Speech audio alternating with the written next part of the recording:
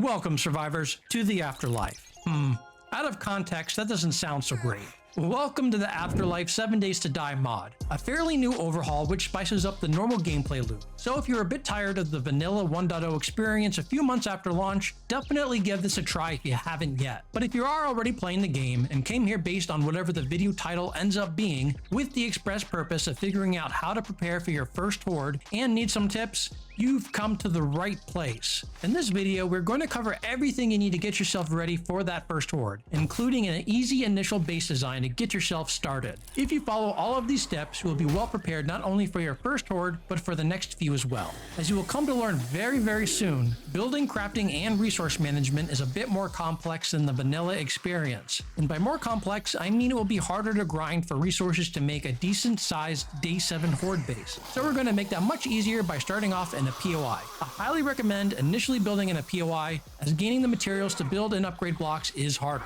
Any POI will do, but I originally had a commenter recommend the Dead Rooster in our recent vanilla POI base video. And since I happened upon it in my starter town, I figured, why the hell not? I'm actually not familiar with this POI, so I look forward to exploring the inside. And we've got ourselves a basement. A chicken fighting ring, it looks like.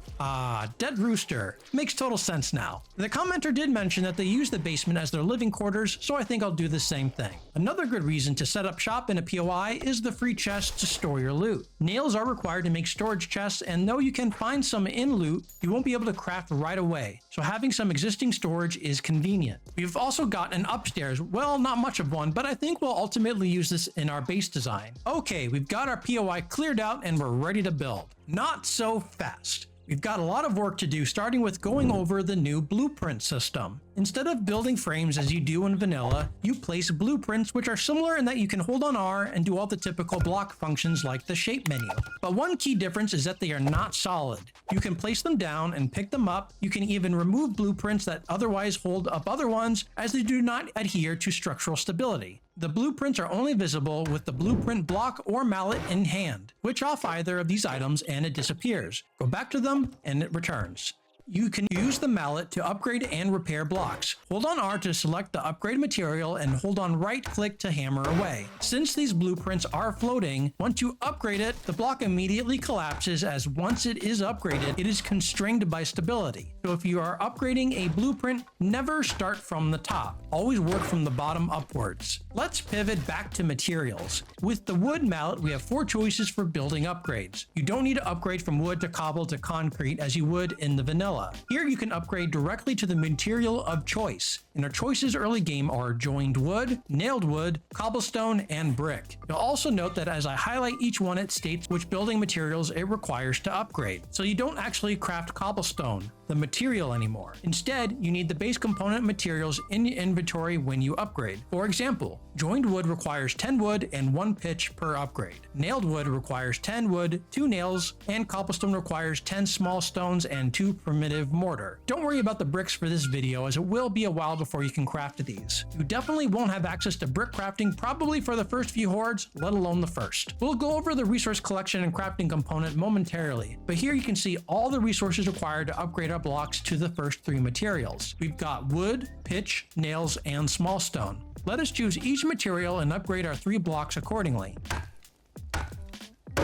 Nailed wood has 500 hit points. Joined wood has 300, and cobblestone has 1000. You'll need a forge to get nail crafting humming along, so that really isn't an option. And 300 hit points is too damn fragile, so cobblestone it is. But how do we get the small stone and primitive mortar required to upgrade to cobblestone? Well, that is a little side adventure. Primitive mortar is crafted from clay soil, plant fibers, and a wooden bucket full of water. The soil and fiber are rather obvious, but what about this full wooden bucket? The wooden bucket requires wood, scrap metal, plant fibers, and pitch. Scrap metal, that is pretty easy to find, and we'll get to that a bit later. But what about pitch? Pitch can be crafted at a campfire in a cooking pot and requires resin and charcoal powder. Resin is also easy to find, and we'll get to that a bit later. Again, deja vu, huh? And charcoal powder. Where do we get some of that? Obviously, you get it from grinding down charcoal in the mortar and pestle, and charcoal itself can be acquired from burning wooden logs. Nothing much to it, folks. Video over. I'm sensing a lot of confused faces out there, so let's break it down step by step. Step 1. Cut down some trees for wood logs and gather some small stone either on the ground or whacking on a boulder. On breaking a block, you will get large stone, which itself can be scrapped into even more small stones.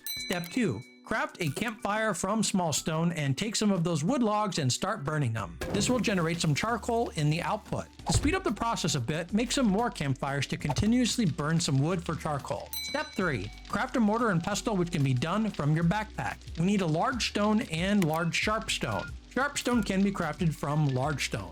And recall, we got all the large stone from mining the surface boulder. Once we place the mortar and pestle, grab all the charcoal from the campfires and use it to grind our charcoal into charcoal powder. Each charcoal makes 10 powder. Remember resin and how easy I said it was to get? Well, walk up to any tree with a knife in hand and give it the old stabby stabby. It's absolutely raining resin. Step 5. Take that sweet sticky resin and that charcoal powder from the mortar and pestle, and in a campfire with a cooking pot, craft some pitch. Step 6. Scrap metal. This stuff can be easily found all over the place. Many loot containers have the stuff, and if you break anything metally, then you'll get some more scrap. Basically, you'll have tons of metal scrap lying around, so this is pretty trivial. Step 7. We need to dig. For we need clay soil and fiber. And the simple act of digging gives you both. So dig and keep digging till you got plenty of resources. Step 8. We finally gained all the materials required for bucket crafting. Gather our wood, scrap metal, plant fibers, and pitch. And there, our glorious wooden bucket. It was quite the journey, brother, but we're not quite done yet. Primitive mortar, which again, to reiterate, where all of these steps are leading to, doesn't require an empty dry bucket. You need some dirty, nasty, infected water. And what better location than the toilet? POIs in general will have a limited amount of dirty water, but for an infinite supply, head to your nearest watering hole and scoop up the water. I highly recommend settling close to a water source for your bucket filling needs, as you'll need to refill often, which you'll see why very shortly. Step 10. Finally, at last, we have achieved full bucket status. This is the end of the road. We've got 2 full buckets, the first of which I crafted before recording. And now it's time to use our buckets, clay soil, and plant fibers to make history. And poof, 5 buckets. At this point, my heart sank into a pit of despair. How many in-game hours of work for 50 primitive mortar? So 5 cobblestone upgrades. The thought of repeating all of that again really bummed me out.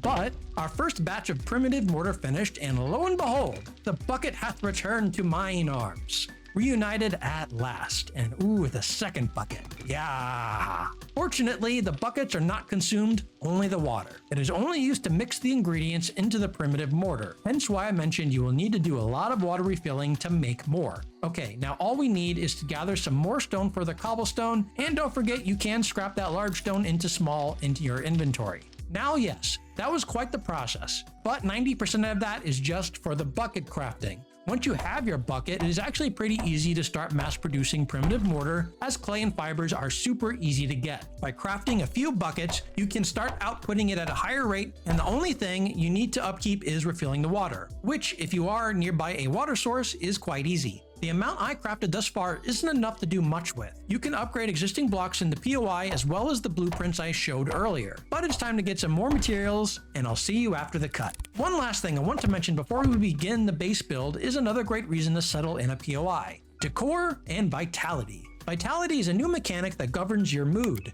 Over time it drains, and in the presence of zombies in combat, it drains faster. High vitality gives lots of bonuses, whereas lower vitality will give you a hefty penalty. One of the ways to passively counter this is by home decor. Decorations will give you a regenerating boost to vitality, increasing it while you're at home, and POIs can come with a lot of that already for you. Simply pick it up and move it wherever you want. Since these will be in the line of fire during the Horde, I want to take the time to remove them and place the decor down in my living quarters. Alright, so now you've got some cobblestone, but now what to do with it? The first Horde isn't especially difficult, so we don't need to do a whole lot of work to get it ready. The first tweak to the POI is important only if you're using this POI and choosing to store your inventory in the basement. So this step is completely optional, but we are essentially going to block off the basement access by increasing the height of the existing bars by copying the shape. We'll put a wooden door on the end so we can maintain access, and the only remaining thing to do will be to upgrade all of the blueprints. As this isn't the highest priority at the moment, we'll do that after we get the actual base design secure.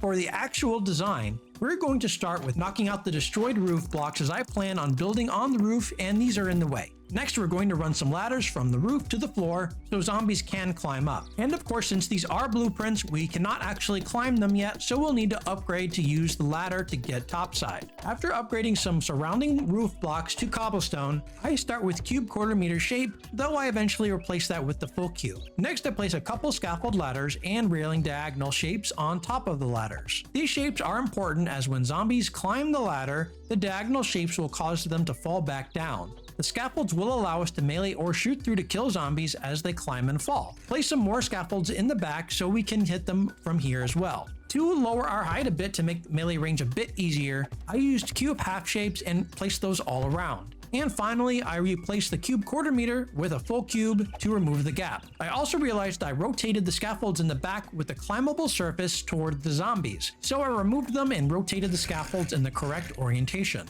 If zombies could cling to these blocks, that would break the design and prevent them from falling. Now let's proceed and upgrade everything. Turns out my top scaffolds weren't supported, so wasted some materials. Again, be careful with that. Instead, I opted to replace them with railings. In this mod, we'll get the vultures on day 7 Horde, so we need some roof protection. You don't need to splurge on a large covering at this point, as your materials are limited and it isn't necessary. I made a simple cage using railings and railing corners to block myself inside, while allowing me to hit the vultures from within. On top, I used the scaffold ladders again to allow me to aim through and hit vultures. The size of this covering is all dependent on how many resources you manage to gather and craft, but something this size or smaller is suitable for our needs. You can always place the blueprints and upgrade later as they won't disappear. Alright, at this time we are well prepared for the Horde. Over prepared actually. This is the actual Horde. As advertised, it isn't difficult. Zombies climb up the ladder and fall. As they climb, we can arrow them or stab them with our shiv. It really is a simple design that works incredibly well and keeps you pretty safe. We get the occasional vulture swooping down, but the railings and scaffolds protect our heads from their beaks of fury, and we can take them out with relative ease. After you get your buckets crafted, accumulating the materials for cobblestone is pretty straightforward, unlike the process to get the buckets. But it is a brief hassle and is the most time-consuming part of the process. It definitely helped building this within a POI, as I didn't need to build a structure to support our ladder and melee position. It could possibly be done, but this is much easier. While it is faster post-bucket, it isn't as fast as vanilla cobblestone crafting, so you won't be building anything too large for your first horde, and it isn't necessary anyhow. Case in point. While the first horde is pretty easy, all the work we did isn't for waste, as we are well positioned to churn out even more cobblestone to keep building and upgrading as the hordes get harder. The base design itself took only about half a day to build. After we had all the materials and have done vanilla 7 days, would have been a completed project within a single day, including all the resource gathering. It is only more time consuming due to getting the cobblestone production running, which is a necessary step. Since brick crafting is far away, you'll need to rely on cobblestone for a while.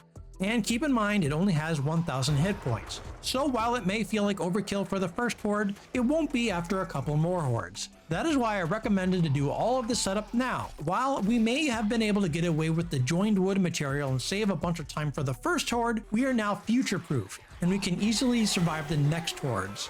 Well, look at that. The end. We didn't take much damage, and post-horde we can easily make repairs and work on expansions over the next 7 days. If you all would like to see my base ideas for later hordes, let me know in the comments. Do you want a completely new design, or do you want to see how this POI can be tweaked over time?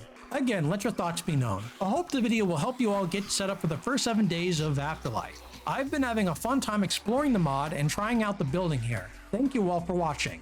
Don't forget to hit that like button and subscribe if you aren't already a part of our nerdy little community. Make sure to tap the bell for notifications so you won't miss the next video. Last but not least, I want to shout out our amazing Patreons. Thank you all so much for your continued generosity in supporting Taco and I in our content creation. On that note, this is Eerie Knight signing off. See you all in the next one.